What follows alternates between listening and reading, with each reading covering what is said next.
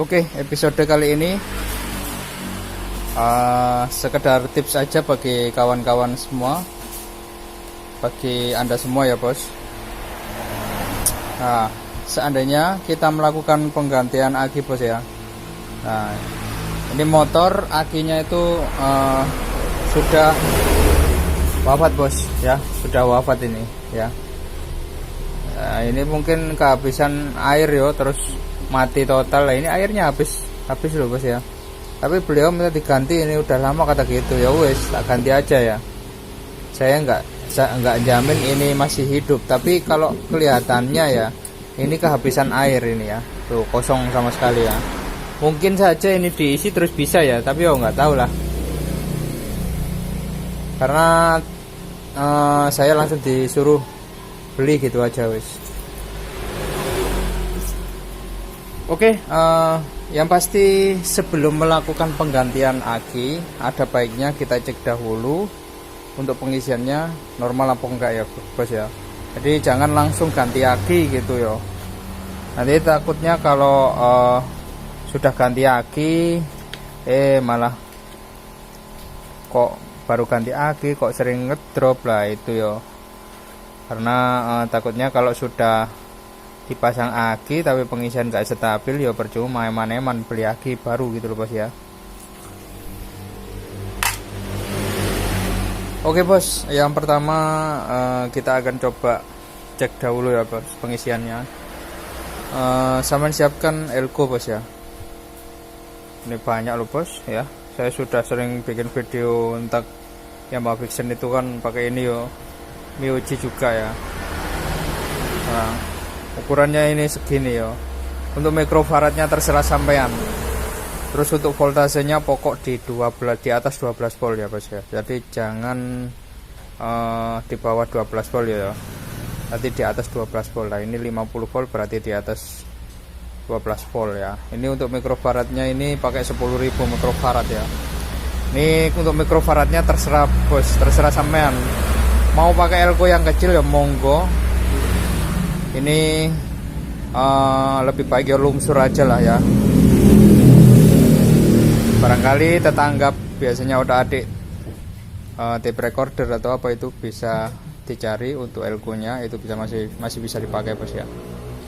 Oke, yang pasti lepas aki dahulu bos ya, untuk melihat atau mendeteksi sebuah pengisian bos ya. Nah ini kita sambung di plus, yang satu negatif ya.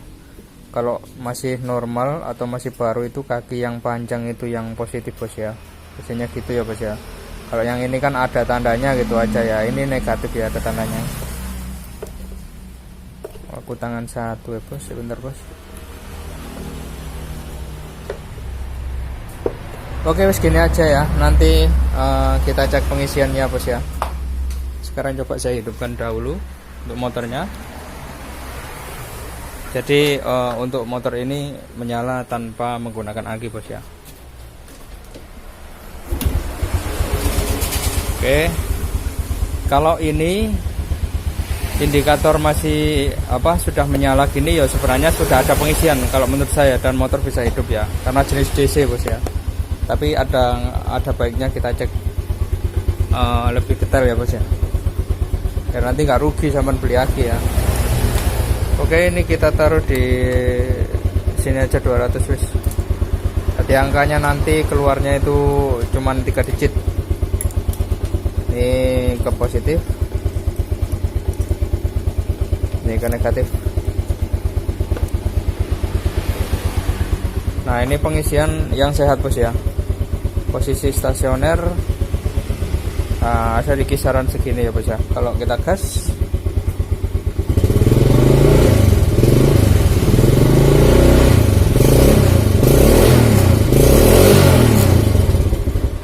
oke, walau kita gas kenceng dia nggak naik ya voltasenya, dia tetap stabil di 14, ya. Oke, sip ya pengisian ini ya.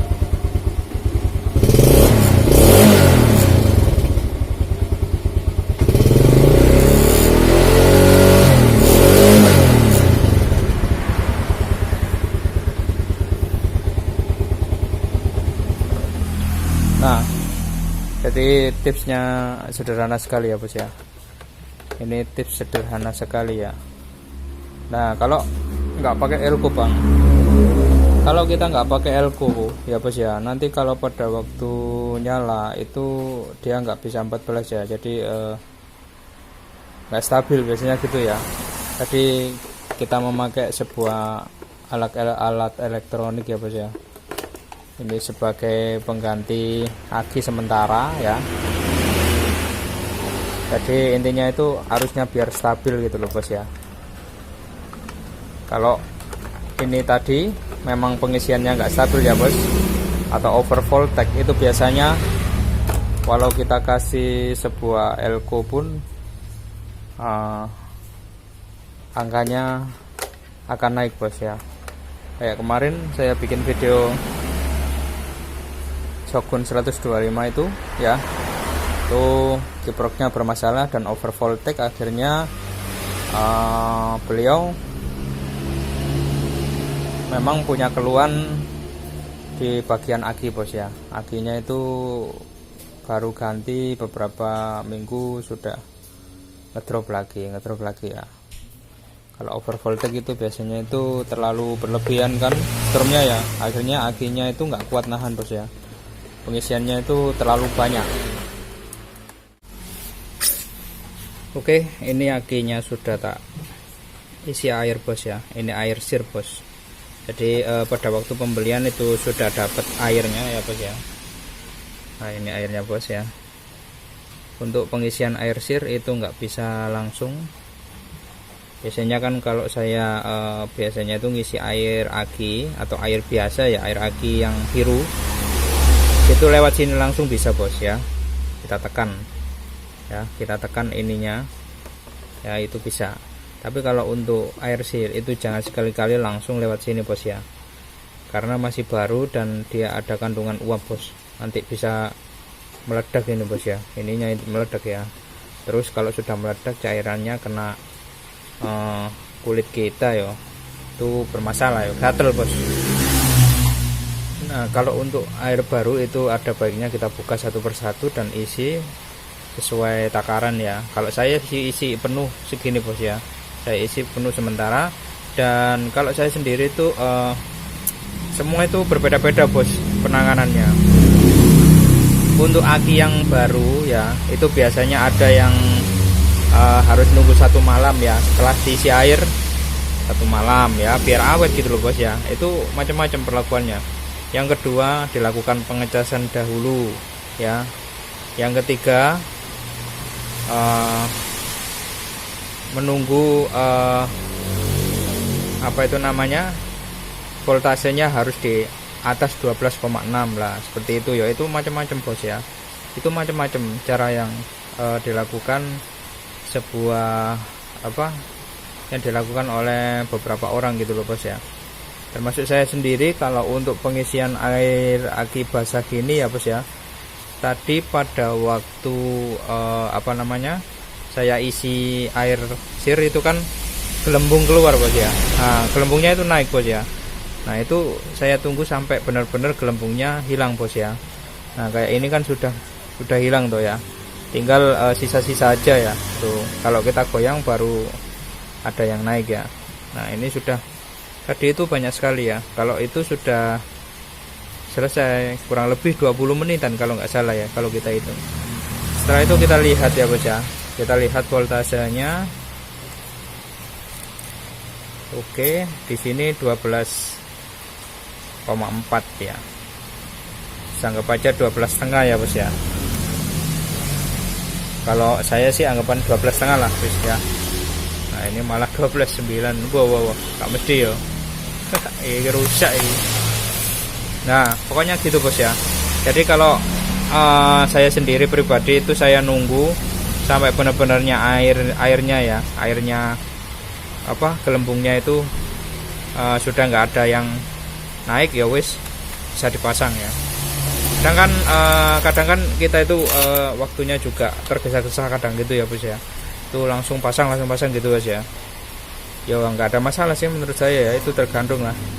Kadang itu keawetan itu nggak mesti bos ya. Oke, dan ini sudah terpasang bos ya, sudah terpasang. Tadi sudah saya engkol, saya tunggu 1 menit ya, kurang lebih 1 menit aja wis, terlalu lama ya durasinya videonya itu lah cepet saya ya. Oke, wih mati bos.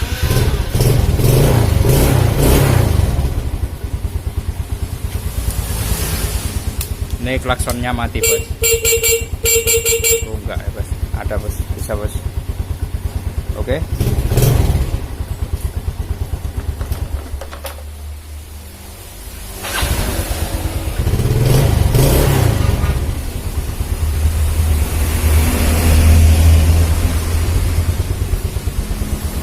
Oke bos, jadi seperti itu bos ya. Itu versi kita masing-masing punya cara tersendiri untuk melakukan penggantian aki.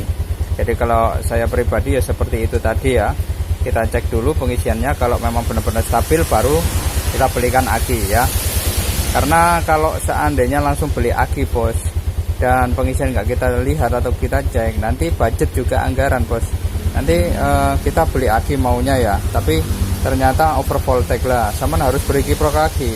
Kalau ada budget nggak ada masalah, kalau kurang lah luas kita beli aki gitu loh ya, percuma pengisian nggak stabil gitu loh. Ataupun under voltage ya, atau di bawah pengisiannya itu di bawah standar lah, itu malah pengisiannya kurang lah, itu repot bos ya. Oke, semoga video kali ini bermanfaat. Sampai ketemu di episode berikutnya.